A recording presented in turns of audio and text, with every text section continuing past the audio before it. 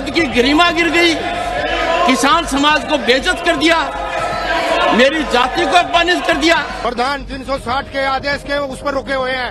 अगर प्रधान अभी आदेश देते तो चारों तरफ दिल्ली का घेराव कर देंगे। उपराष्ट्रपति जगदीप धनखड़ का मजाक उड़ाना विपक्ष को इतना भारी पड़ेगा किसी ने सोचा नहीं था। अब जाटों ने हुंकार भर दी है, क्योंकि एक किसान परिवार का बेटा अगर देश का उपराष्ट्रपति बन जाता है तो खुलेआम उसका किस कदर मजाक उड़ाया गया ये पूरे देश ने देखा। लेकिन अब जाटों ने हुंकार भर ली है। राहुल गांधी सहित ममता बनर्जी और तमाम उन सांसदों को नसीहत दे डाली जिन्होंने जगदीप धनखड़ का मजाक उड़ाया। मैं आज आपको इस रिपोर्ट में दिखाऊंगा कि किस तरीके से जाट किसान नेताओं ने पश्चिम उत्तर प्रदेश से महापंचायत करने का भी ऐलान कर दिया है और राहुल गांधी अब अपना बयान देते नजर आ रहे हैं। उनके नेता खड़ के अब किस तरीके से गोलमोल बातें कर रहे हैं और कल्याण बनर्जी कैमरे के सामने मुंह चुराते नजर आ रहे हैं। नमस्कार, स्वागत है आपका एडवांस इंडिया पर। मैं हूं नवीन चौहान। सोचा किसी ने नहीं था कि किस तरीके से राज्यसभा के सभापति और देश के उपराष्ट्रपति जगदीप धनखड़ का इस तरीके से मजाक उड़ाया जाएगा। वो तो अपना काम कर रहे थे, उनका काम है हो हल्ला हो उसको बंद कराना। लेकिन जया बच्चन हो, कल्याण बनर्जी हो, राहुल गांधी हो और तमाम दूसरे सांसदों ने उनकी मिमिक्री करनी शुरू कर दी। उसके बाद तो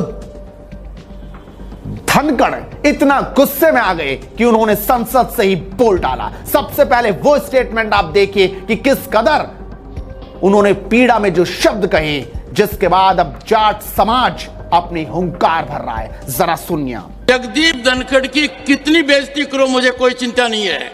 भारत के उपराष्ट्रपति की, किसान समाज की, मेरे वर्ग की मैं पूरी आहुति दे दूंगा हवन में। मैं खुद की परवाह नहीं करता। मेरी बेइज्जती कोई करता है मैं सहन करता हूं, खून की घूंट पीता हूं, पर मैं ये बर्दाश्त कभी नहीं करूंगा कि मेरे पद की गरिमा मैं सुरक्षित नहीं रख पाया। इस सदन की गरिमा को सुरक्षित रखना मेरा काम है। इस पद की गरिमा रखना मेरा काम है। पद की गरिमा गिर गई, किसान समाज को बेइज्जत कर दिया, मेरी जाति को अपमानित कर दिया और आप चुप हैं, आपके अध्यक्ष चुप हैं। तो देखा आपने आखिरकार क्या कहा जगदीप धनखड़ ने। लेकिन अब आपको देखना चाहिए कि किसान क्या कह रहे हैं, खासकर जाट क्या कह रहे हैं। उन्होंने तैयारी अब कर ली है, क्योंकि इस तरह का मजाक कोई भी बिरादरी शायद बर्दाश्त ना करे। और पश्चिम उत्तर प्रदेश में आंदोलन उस विपक्ष को महंगा पड़ सकता है जो विपक्ष जाटों में अपनी राजनीति ढूंढ रही थी। यानी 2024 में वो जाटों को साधने की कोशिश में थी, लेकिन संसद में हुए इस बर्ताव के बाद ये उल्टा पड़ रहा है। जरा सुनिए आखिरकार जाट नेता और किसान क्या कह रहे हैं। हमने पंचायत नहीं बुलाई, हमने एक मीटिंग बुलाई है अपने प्रमुख लोगों की, और हम आज तय करेंगे कि या तो टीएमसी के सांसद जल्द से जल्द माननीय उपराष्ट्रपति जी से और देश के करोड़ों किसानों से माफी मांगे और अपनी गलती का एहसास करें, अन्यथा हम जल्द से जल्द आज ही तय कर एक पंचायत बुलाएंगे, बड़े स्तर की पंचायत बुलाएंगे और इनका विरोध करेंगे, प्रमुखता से करेंगे और हो सका तो टीएमसी के सांसदों का मकान भी घेरेंगे। उम्मीद करता हूं कि ममता बनर्जी अपने सांसदों से भी माफी मंगवाए, खुद भी माफी मांगे और इस पे, क्योंकि ये देश के सर्वोच्च पद पर बैठे एक व्यक्ति है जो किसान परिवार में जन्मे और किसान परिवार के व्यक्ति का पहली बार इतने बड़े पद पर चयन हुआ है और इस तरीके का अपमान किसान परिवार कभी बर्दाश्त नहीं करेगा। और जब से ये वीडियो वायरल हुई है, देखिए जिस प्रकार से हमारी खापो पंचायतों का पुराना इतिहास है, उसी प्रकार से देश की आजादी के बाद लोकतंत्र देश की सबसे बड़ी पंचायत अगर कहीं है तो वो संसद है। और उसके अंदर किसान परिवार के जन्मे एक व्यक्ति जो जगदीप धनखड़ है, उनका मजाक टीएमसी के सांसद के द्वारा बनाया जा रहा था और लोग वहां पर दांत फाड़ फाड़ कर हंस रहे थे।